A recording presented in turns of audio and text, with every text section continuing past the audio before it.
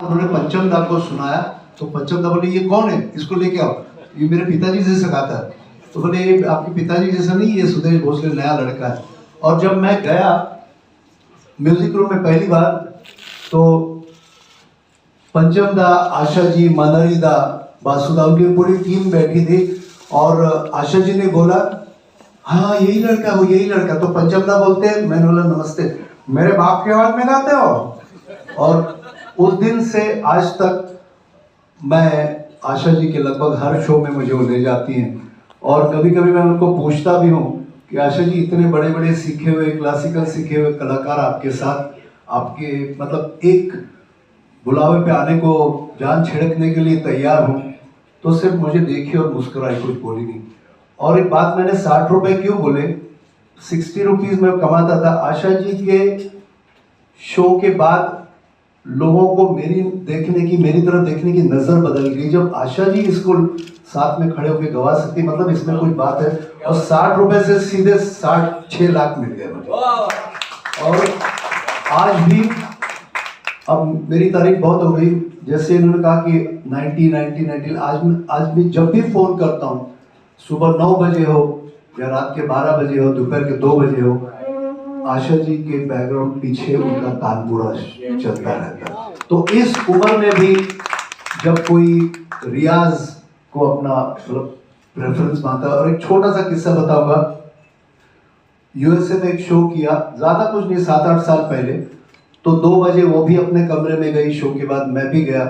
आशा जी ने मुझे फोन किया, सुदेश बोल माझं गाणं कसं झालं, बोल मैंने कैसे कहा। मतलब मुझे क्यों पूछ रही, आप तो अच्छा ही गाती, आपने रिस्पॉन्स नहीं देगा। नहीं मेरी कसम है तुझे, बोल अच्छा, मैंने बहुत अच्छा हो, ठीक है ठेव दे, टप रख दिया। और दूसरे दिन 7 बजे वो होता है ना हैंग, और क्या होता है जेटलैग, 7 बजे मैं तैयार होके, भूख लगी ना साहब को, तो मैं 7 o'clock को नीचे ब्रेकफास्ट करने गया, तो मेरे बाजू वाले रूम से तानपुरे की आवाज आ रही थी। तो दिस इज आशा। इसलिए और एक किस्सा बताए बगैर मैं नहीं रह सकता हूँ। मैं गोवा का हूँ, शिरोडा का हूँ, और मेरी जो कुल देवता है कामाक्षी देवी। तो कई बार हमने ट्रैवल किया। और जब मेरा पहला 86 में शो बैंकॉक में, मैंने कभी एसटी के आगे कुछ देखा नहीं था, डायरेक्ट फर्स्ट क्लास में मैं अपने साथ बिठा के ले गई मुझे। और कुछ सालों बाद हम लोग साथ में कहीं ट्रैवल कर रहे थे। बोले सुदेश तू गोवा का है ना, बोला हाँ। शिरोडा तेरा गांव है ना, बोले हाँ। तेरी कुल देवता कामाक्षी है ना, बोले हाँ। बोले मेरे पालने का नाम मालूम है क्या है, कामाक्षी। मैं काली भी हूँ, मैं लक्ष्मी भी हूँ, मैं सरस्वती हूँ, मेरा आशीर्वाद तुम पे है। तो इससे आगे मैं कुछ नहीं कह सकता। हमारी उम्र भी आपको लग जाए आशा जी। और ये कभी फोन करती मुझे, सुदेश क्या करते हो, तुझे आवाज लगाया जा रहा है, मतलब थोड़ा सा टेंशन में हूँ। टेंशन तुझे क्या टेंशन, मतलब है कुछ प्रॉब्लम। दूसरे दिन मेरे घर आई, उस दिन लता जी का बर्थडे था, दीदी को सिर्फ विश किया और मेरे घर आई। और इतना बड़ा गोल्ड प्लेटेड दगड़ू शेठ हलवाई का वो गणपति की मूर्ति मेरे यहाँ ले आई। बोले तूने जब से बोला ना कि मैं टेंशन में, मैं तब से सोचे तुझे क्या दूं, क्या जो हमारे घर में आके मंदिर में उस गणपति की स्थापना की। बोले तुझे सगळे प्रॉब्लेम आजपासून सॉल्व झाले, मी तुझ्या पाठीशी। क्या बात, थैंक यू सुदेश जी, बहुत बहुत शुक्रिया। जैसा कि मैंने आपको शुरुआत में कही थी कि हम सब अपनी पर्सनल जिंदगी में, अपनी प्रोफेशनल जिंदगी में कुछ भी हो, उस सबसे पहले हम आशा जी के फैन बने, तभी शायद यहाँ तक पहुँच पाए। और सलीम सुलेमान आज इस वक्त हमारे साथ में है। Look at their face. Look, they are like in everything is like a disbelief, right? ये क्या हो रहा है, हम कहाँ हैं, ये मंजर क्या देख रहे हैं?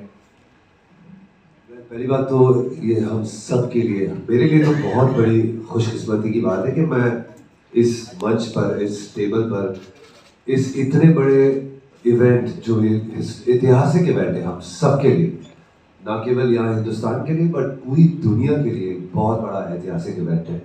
और ये हम सब के लिए इट्स अ ट्रीट कि एक लेजेंड माँ सरस्वती आशा भोसले जी अपने खुद के 90th बर्थडे पर हम सब के लिए परफॉर्म कर रही है।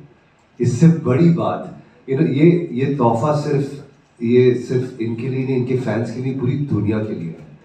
तो ये मेरी तो थोड़ी सी खुशकिस्मती और भी रही है कि मैं कुछ पल इनके साथ में बिताया था कुछ साल पहले, जब हम एक रियलिटी शो कर रहे थे।